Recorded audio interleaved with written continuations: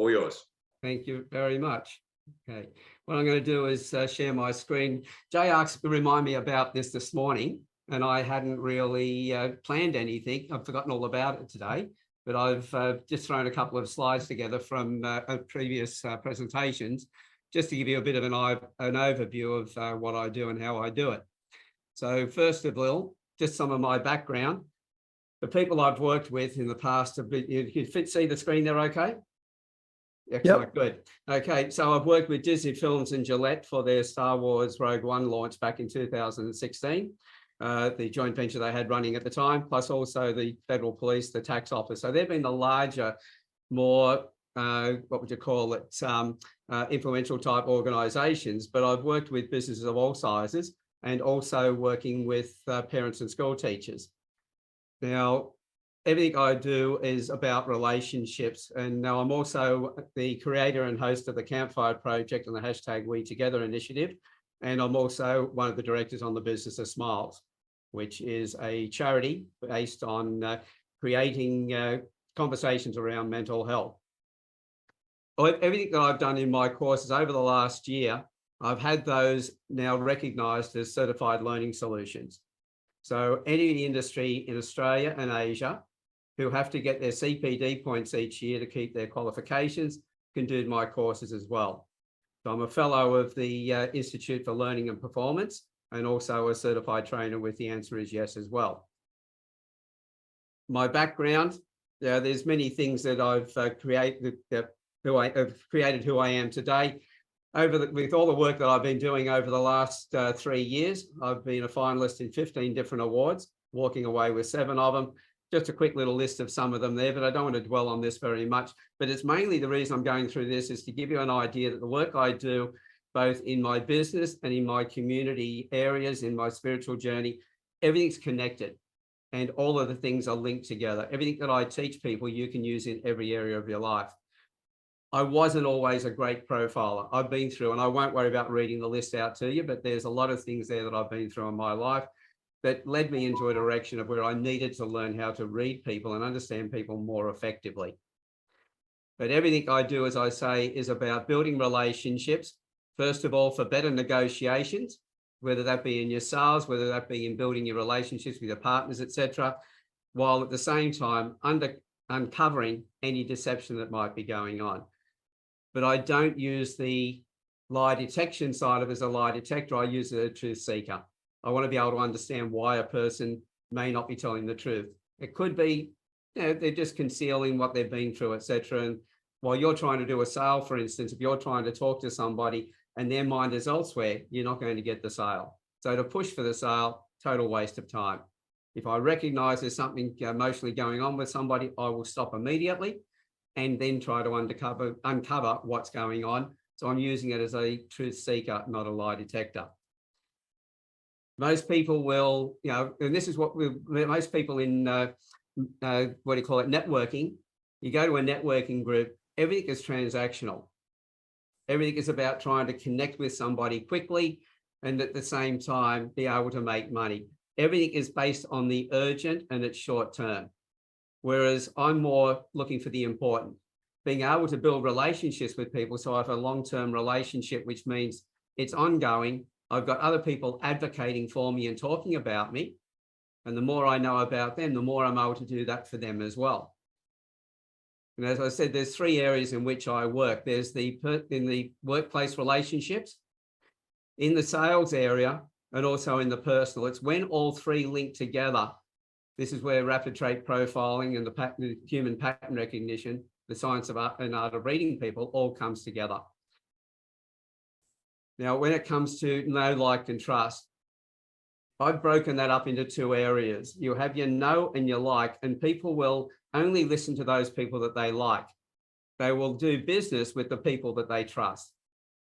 And when it comes to doing any business, the reason people do business with us is because of the time that we save, the money we save them, the money we help them make, the good feelings that they get out of that. So what's the emotional outcome that they get by achieving what they're looking for? But also you're solving a solution to a problem. You're also removing their worry and stress. If you can do that, they will do business with you.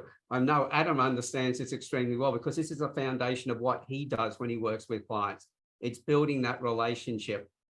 The same thing with Derek's working with people to help them through investor as well, working through the things that they're going through.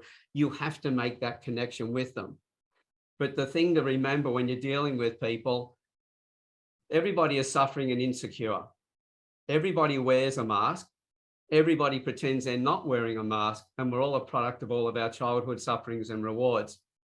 And in that, we are all the sum of all of our experiences, or more to the point, we're the sum of our response to all of the experiences we've had. And in that, that's where it drives it home. So what I do is being able to read people in an effective way, and how well this works. And I'll get onto the techniques very shortly, but the way this works, this particular gentleman, I profiled him from 5 photographs that he sent to me earlier on. I sent him an audio report, which is 45 minutes, talking about all of his traits, how they interacted, how it would push his buttons, how he could use that to build better connections with people. When I'd finished, that's when he finally told me he used to be an undercover narcotics agent. And he had spent 2 decades learning how to read people using systems that he believed were 85 to 95% accurate. But from what I put in that audio report from 5 photographs, without having spoken to him before about it, that not only matched, but nuanced everything he'd learned about himself. So naturally enough, he's doing my master course now. He's now a business coach, as you can see by the bottom of the profile here, over in Perth. But one of the things is that Gallup brought out some research in early January this year, and everything, there's about 30 something points, but the top 7, as you can see, were all about building relationships, developing people, you leading the change for your people as well, inspiring others. And that's one of the things that why people leave their employment. They're not inspired. There's no pathway to advancement. Their bosses don't inspire them in any way, and their bosses aren't connecting with them. So everything came out in the Gallup research that these were things that we need to do. I like to work with Venn diagrams, and this one, to be able to influence somebody, first of all, you have to be able to engage them. Before that, be able to connect with them. If you can connect with them, this is where you build the relationship. This is a know, like, and trust area. When you get that in place, you then got you transition through to where you can then provide your products and services. You need products and services. You need to build relationships. They are both equally important, but the priority is build a relationship first. And that's the area in which I work. So very quickly going through that, you have 2 eyes, 2 ears, and 1 mouth. Use them in that proportion. When I use the mouth, I'm asking questions. I'll ask every question I can think of, and then I'll ask one more question after that.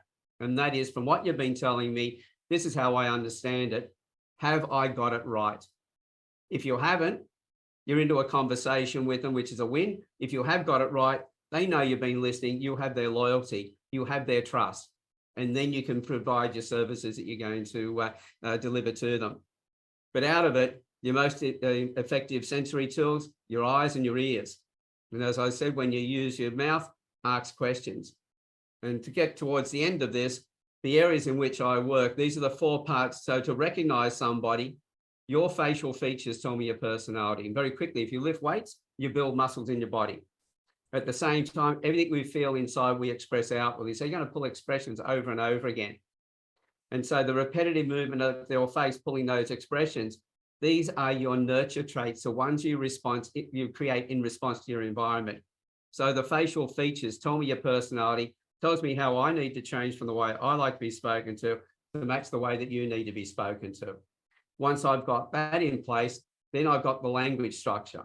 This is when I start looking at, well, what sentences do I use? How do I phrase it? How much information do I give you? What order in which do I deliver it to you? And then I have the feedback through the body language and the micro expressions, the little twitches on the face that occur when something is said around you or happens around you. Unconsciously we respond. And then our conscious mind steps in and shuts it off. So in that small break, which is 1/5 of a second to 1/25 of a second, your face gives away and leaks information left, right, and center. And along with the body language, now you've got the feedback. So they're the 4 skills that I brought together into the 3 areas there to create rapid trait profiling, which has now become the science and art of reading people. And to give you a chance to test that out, I've got my free course there. You'll find the link again that's also in the chat box from when we did the Who's Who in the Zoo earlier on.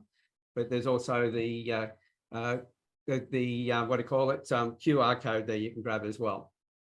Test it out. They'll show you how to use some of the actual some of the facial features and how to read that. And at the same time, be able to find out where the eyes move when someone's sourcing information. So that's a very fast and quick rundown of what I do. So I hope that has been useful to you. Thank you. You're muted, Jason. All right, there we go. All right, Alan, thank you very much.